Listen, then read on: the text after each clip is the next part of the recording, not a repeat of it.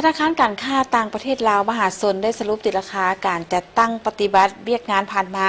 พร้อมทางพิจารณารับพ้องเอาปัญหาสำคัญประจำปี 2025 และสืบต่อจะตั้งปฏิบัติแผนธุรกิจประจำปี 2026 ให้บรรลุเป้าหมายและสร้างผลกำไรสูงสุดเพื่อรักษาผลประโยชน์ขององค์กรและของผู้ถือหุ้น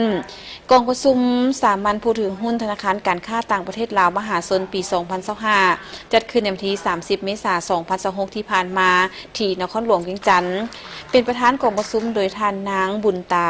ดาลวีรองประธานสภาบริหารธนาคารการค้าต่างประเทศลาวมหาชน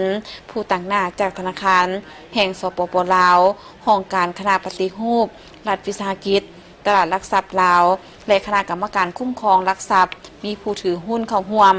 กองประชุมได้สรุปติราคาการจัดตั้งปฏิบัติเวียกงานและได้เปิดโอกาสให้แก่ผู้ถือหุ้นสอบถามปัญหาข้อข้องใจต่างๆและคณะบริหารธนาคารก็ได้อธิบายชี้แจงในแต่ละปัญหาอย่างกงไปกงมา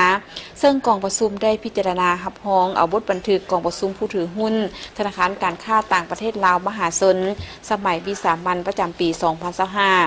รับทราบรายงานความคืบหน้าการจัดตั้งปฏิบัติเวียกงานการเพิ่มทุนจดทะเบียนของธนาคารการขายหุ้น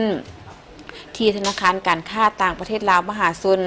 ถือครองอยู่ธนาคารลาวฝรั่งจำกัดและการขายหุ้นที่ธนาคารการค้าต่างประเทศลาวมหาชนถือครองอยู่บริษัทผลิตไฟฟ้าลาวมหาชน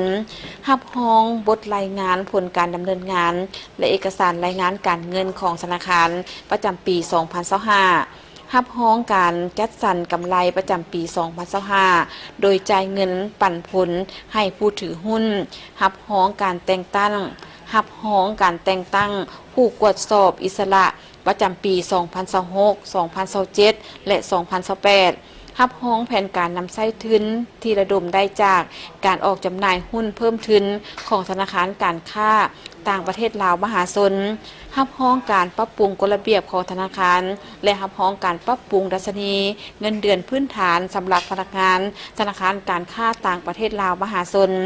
ท่านนางสายสมรจันทจักรผู้อำนวยการธนาคารการค้าต่างประเทศลาวมหาชนได้กล่าวมีคำเห็นซึ่งท่านได้ให้ความมั่นใจต่อ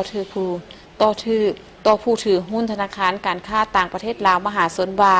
คณะบริหารธนาคารจะสืบต่อสู่ชนจะตั้งปฏิบัติแผนธุรกิจประจำปี